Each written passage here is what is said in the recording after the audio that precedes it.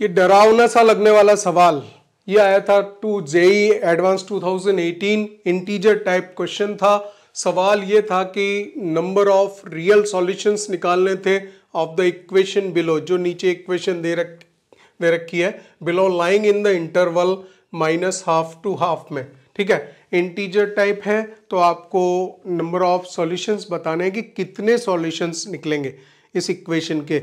Solution नहीं निकालना है, ये बताना how many solutions are there. So number of real solutions lying between -½ to ½ ये इक्वेशन को आप देख लीजिए ध्यान से। साइन इनवर्स में अगर ये समीशन लगाता है i = 1 to ∞ लिखता है और x की पावर i+1 लिख रहा है तो ये जीपी बनाएगा। ठीक है, सेम जीपी यहाँ पे भी बनेगी। समीशन i = 1 to ∞ x/2 की पावर आइटा है तो भी वही है, आइटा की वैल्यू 1 2 3 4 पुट करते जाएंगे, x/2 का स्क्वायर, x/2 का होल क्यूब वगैरह, आगे इनफाइनेट तक सीरीज बढ़ेगी। तो ये इनफाइनेट जीपी है, ये भी इनफाइनेट जीपी है, ये भी इनफाइनेट जीपी है और ये भी इनफाइनेट जीपी है। तो इस तरह की सारी इनफाइनेट जीपीज को हम ऐड कर देते हैं पहले। अगर इस जीपी को इस पे साथ ही साथ करते चलते चलिए, साइन इनवर्स लिखेंगे और ये जो इनफाइनेट जीपी है वो आपकी ऐड होके आएगी, दैट इज, इसको थोड़ा यहाँ लिखें, साइन इनवर्स ऑफ यहाँ पहली टर्म बनेगी x², x³ x की पावर 3 4 5 इनफाइनेट तक जाएगा। तो तो ये हो गया x² और इसमें जो कॉमन रेशो चलेगा वो x चलेगा क्योंकि एक एक टर्म बढ़ती जाएगी।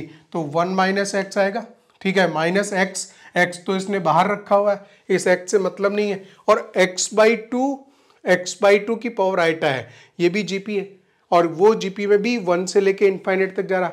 तो फर्स्ट टर्म इसकी x/2 है, x/2 अपॉन इसमें जो कॉमन रेशियो है वो भी तो x/2 ही है। ठीक है ना, तो 1a/(1 - r) x/2, ये हमने इसको ऐड कर दिया।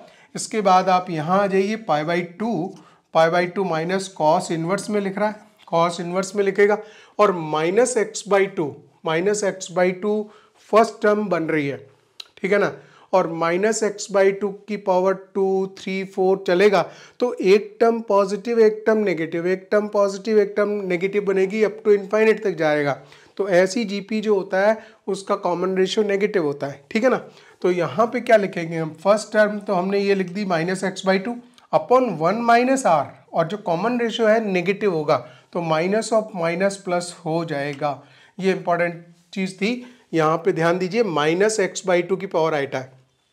ठीक है, फिर हम यहाँ पे आते हैं, वापस वही बात, -x की पावर आइटा है, समीशन लगा रखा है, i = 1 to ∞ गया है ये। ठीक है, इनफाइनेट जीपी है, वापस ऐड करना इजी है, मीन्स -x लिखेंगे फर्स्ट टर्म, तो ये जो माइनस है वो तो खैर बना देगा, देख लेंगे उसको अगले स्टेप में। ठीक है, -x आएगा और यहाँ मैं लिखूंगा 1 + x।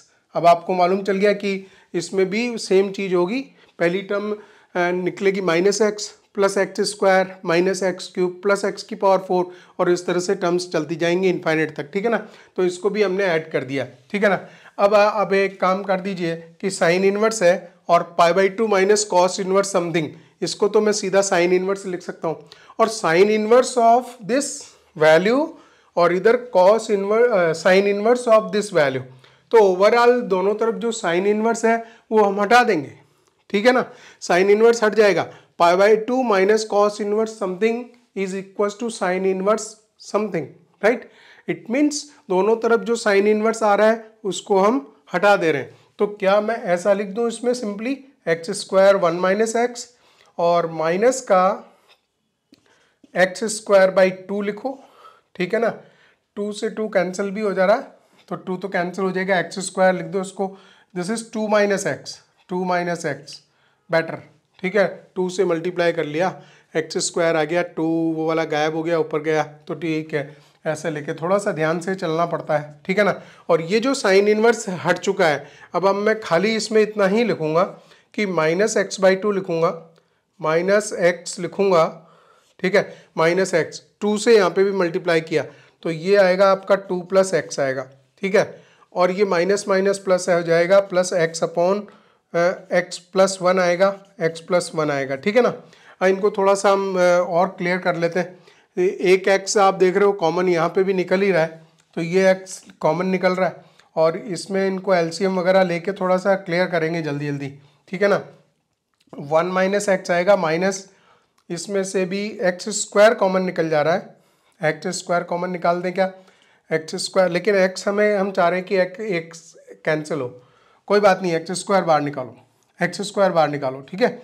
और माइनस का 1/2 माइनस एक्स आ रहा है इक्वस टू, यहाँ से मैं एक एक्स बाहर निकाल देता हूँ, तो -1 और इसको मैं पहले लिख देता हूँ x अपॉन एक्स कॉमन निकला है 1/x + 1 लिख देता हूँ मैं, ये माइनस का जो है ना यहाँ कर देते हैं इसको, और x हमारा बाहर चला गया है 1/x + 2 भी लिख सकते हैं, कोई समस्या नहीं है, ठीक है ना।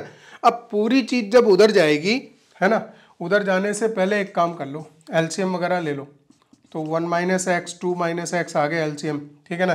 तो यहाँ बचेगा 2 - x माइनस, और यहाँ बचेगा -1 + x, ठीक है, और इक्वस टू x इंटू, यहाँ पर हमने एलसीएम ले लिया x + 1 x + 2 ले लिए, ठीक है।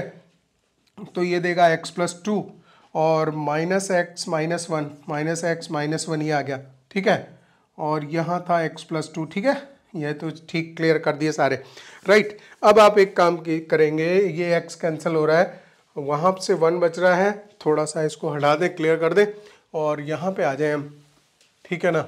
स्टेप्स हमारे जो है, अगले स्टेप्स यहाँ पे आ जाने चाहिए, इसको भी हटाने की ज़रूरत है, कोई प्रॉब्लम नहीं है, ठीक है ना।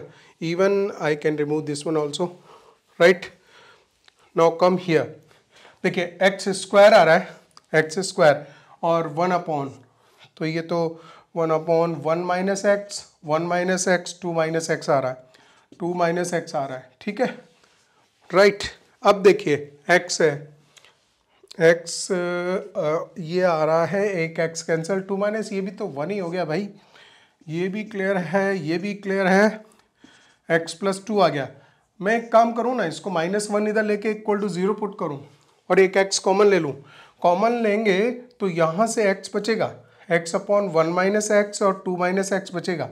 अरे दोनों में से माइनस भी कॉमन ले लो नीचे, तो थोड़ा थोड़ा ठीक ठीक लिखें ना हम, x - 2 x - 1 जैसा लिखें, थोड़ा ठीक दिखता है। और जो x कॉमन गया था यहाँ से, तो x बचा, यहाँ 1 बचेगा, ठीक है ना, और इसको हम लिखेंगे x + 1 x + 2, ठीक है, n = 0।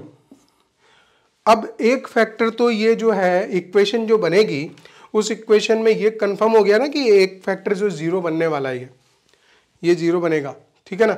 एक x = 0 आ गया, x = 0, एक 1 सॉल्यूशन तो ये आ गया, इसका एक सॉल्यूशन तो हमें मिल गया, x = 0। अब हम इसको हटा देते हैं यहाँ से, और वापस इस इक्वेशन को देखिए, थोड़ा थोड़ा यही मैनिपुलेशन कर दें, है ना। इसको मैं इक्वल लिख देता हूँ, इक्वल लिख देता हूँ, क्रॉस मल्टीप्लिकेशन कर देता हूँ, तो क्या आएगा, x के साथ में ये आएगा x² + 3x + 2, ठीक है, इक्वल्स टू, और ये लिखेंगे हम x² - 3x + 2, राइट, ये आएगा। और इस इक्वेशन को फिर हम लिख दें x³ + 3x² + 2x, ठीक है, इक्वल्स टू x² - 3x + 2। तो हम इक्वेशन लिख पा रहे हैं x³ + 3x² 2x² + 5x + 2 = 0। अब देखिए यहाँ पे एक चीज़ आ रही है इंपॉर्टेंट, कि ये क्यूबिक इक्वेशन बन गई है, एक सॉल्यूशन तो मुझे मिल चुका, अब दूसरा क्यूबिक इक्वेशन को चेक करना है कि ये जो क्यूबिक इक्वेशन है ये रूट्स देगी क्या। एक हमारे पास में मेथड होता है hit and trial method, hit and trial से अगर हम ट्राई करेंगे ना, वो मैंने चेक करके देखा हुआ है, इसमें कोई भी वैल्यू जो होती है, इंटीजर वैल्यूज हम नॉर्मली रखते हैं, हम रखेंगे 1 2 रखेंगे, -2 और -1 दोनों रख के देख लेंगे, ठीक है ना। जीरो तो सेटिस्फाई वैसे कर भी नहीं रहा है इसको, तो वो सब सेटिस्फाई नहीं करते हैं। तो वैसे केस में हम रूट कैसे निकालें, इसको एक काम करते हैं, इसको फंक्शन मान लेते हैं, इसको इंक्रीजिंग डिक्रीजिंग पे चेक करते हैं, और वहाँ से मालूम चलेगा कि इसमें रूट्स वगैरह है भी या नहीं है, ठीक है ना। तो x³ + 2x² + 5x - 2, ठीक है, इसको फंक्शन मान लिया, इसका डेरिवेटिव किया हमने, जैसे ही डेरिवेटिव करेंगे 3x² + 4x + 5 आ रहा है, और इसका d चेक करो आप, d चेक करो, b² आ रहा है बी स्क्वायर 16 माइनस 4a3c5, तो ये तो नेगेटिव हो रहा है, डी नेगेटिव आ रहा है, देख रहे हैं यहाँ पे 15 4 जा 60 हो रहा, ठीक है। तो 16 माइनस 60, डी इज नेगेटिव। अगर डी नेगेटिव है तो क्या मतलब हुआ कि एफ डैश एक्स क्या है, ये हमेशा एफ एक्स जो है हमेशा इंक्रीजिंग फंक्शन है, because this is positive value. F dash x क्या आएगा, हमेशा ग्रेटर देन 0 चलेगा। So we can say the f x is increasing, f x is increasing function. चलिए साहब, ये भी डिसाइड हो गया हमारे पास में कि जब एफ डैश एक्स हमेशा ग्रेटर देन 0 चलेगा, मीन्स डी नेगेटिव है तो वैल्यू हर वैल्यू के लिए पॉजिटिव वैल्यू मिलती जाएगी उसकी, ठीक है ना। क्योंकि ये जो एफ डैश एक्स है क्वाड्रेटिक फंक्शन बनाता है, उसका कोफिशिएंट पॉजिटिव एक्स स्क्वायर का, it means it will give the positive value, ठीक है। ये चीज़ आप समझ गए। अच्छा, अब ये अगर पॉजिटिव है तो फंक्शन हमारा एफ एक्स इंक्रीजिंग है। अब हमें ये चेक करना है -2 -हाफ से हाफ के बीच में क्या और भी कोई रूट वगैरह की स्थिति बनती है क्या, क्या मिल सकता है क्या रूट। तो यहाँ पे जो एफ एक्स है ना उस पर काम किया जाएगा, एफ एक्स को फिर देखा जाएगा। अब देखो, एक चीज़ क्यूबिक फंक्शन है और हमेशा इंक्रीज कर रहा है, क्यूबिक फंक्शन इंक्रीज करते हुए जा रहा है, तो कुछ कुछ पोजीशन इसकी ऐसी है एफ एक्स की कि ये हमेशा इंक्रीजिंग फंक्शन हो रहा है, ये हम लिख चुके हैं इस बात को। और मैं एक चीज़ स्ट्रेट फॉरवर्ड देख रहा हूँ कि जैसे ही 0 पुट कर रहा हूँ तो नेगेटिव वैल्यू दे रहा है, तो 0 पे ये नेगेटिव वैल्यू दे रहा है, तो ये फंक्शन कुछ ऐसे गया होगा, है ना। और 0 पे यहाँ 0 होगा, इधर कुछ और नंबर रख लो, ठीक है ना। 0 पे इसकी वैल्यू -2 आ रही है, तो दिस इज f -2, f 0 है, f 0 है ना, f 0 पे ये वैल्यू -2 है, नेगेटिव वैल्यू है, नीचे है। और ये फंक्शन यहाँ से एक्स एक्सिस को कट करते हुए ऊपर जा रहा है। अब हम कैसे मालूम करें कि इसका एक का रूट, ये तो एक्स एक्सिस को तो डेफिनेटली कट करते हुए जा रहा है ना, लेकिन वो -हाफ से हाफ के बीच में कट करेगा, ये कैसे मालूम करेंगे। -हाफ पे तो पीछे ही मिलेगी वैल्यू, -हाफ, देखिए हम डिस्कस कर रहे हैं इंटरवल, -हाफ से हाफ के बीच का इंटरवल डिस्कस कर रहे हैं। तो जब 0 पे ही नेगेटिव वैल्यू मिल गई तो -हाफ तो यहाँ कहीं होगा ना, उस पर तो और भी नीचे नेगेटिव वैल्यू मिलेगी, तो उस पर तो वो नीचे ही नेगेटिव जाते जा रहा है, वहाँ कहीं रूट वगैरह की संभावना नहीं है। अब रूट हमारा कहाँ मिल सकता है, रूट मिल सकता है इस 0 और हाफ के बीच में, जो -हाफ से हाफ के बीच में डिस्कशन इसने चलवाया था। तो हम क्या देखेंगे, हो सकता है 0 हाफ के बीच में कोई रूट इसका हो, उसके लिए क्या चेक करते हैं, उसमें वैल्यू रख लेते हैं फंक्शन में हाफ। जैसे ही f हाफ रखते हैं तो देखते हैं ये वैल्यू पॉजिटिव आ रही है, नेगेटिव आ रही है, क्या स्थिति है इसकी, वहाँ से पता लग जाएगा।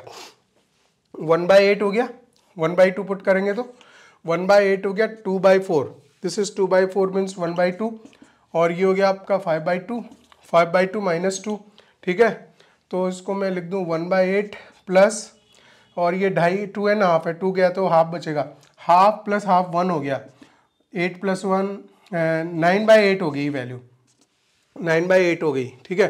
9/8 value is a positive value. ये क्या बताती है, ये बताती है कि हाफ पे वैल्यू यहाँ कहीं मिल रही है हमें। तो जो f हाफ है, f हाफ कुछ मुझे 9/8 ऐसा कुछ मिल रहा है यहाँ पे। तो ये बात कंफर्म हो गई कि ये जो क्यूबिक फंक्शन है हमारा, ये वाला, ये क्यूबिक फंक्शन जिसका ग्राफ हमने बनाया है, उसने डेफिनेटली जो है ना एक्स एक्सिस को 0 से हाफ के बीच में कहीं कट किया था। तो एक रूट यहाँ पे भी मिलेगा, तो एक रूट 0 है और दूसरा रूट ये है। जो टोटल रूट्स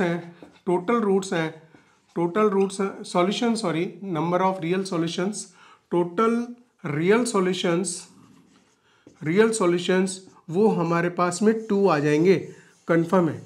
इसमें there will be 2 real solutions, one is x = 0 for the given value, और एक होगा 0 से हाफ के बीच में, ठीक है ना।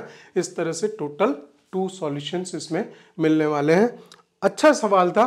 कभी भी जब आप इस तरह का क्वेश्चन देखते हैं तो ये नहीं घबराना चाहिए कि ये तो बड़ा मतलब जो है इस तरह का दिख रहा है, बड़ा दिख रहा है, लेकिन नॉर्मली ऐसा होता है जो बड़े क्वेश्चंस होते हैं बहुत ज़्यादा वो इजी होते हैं।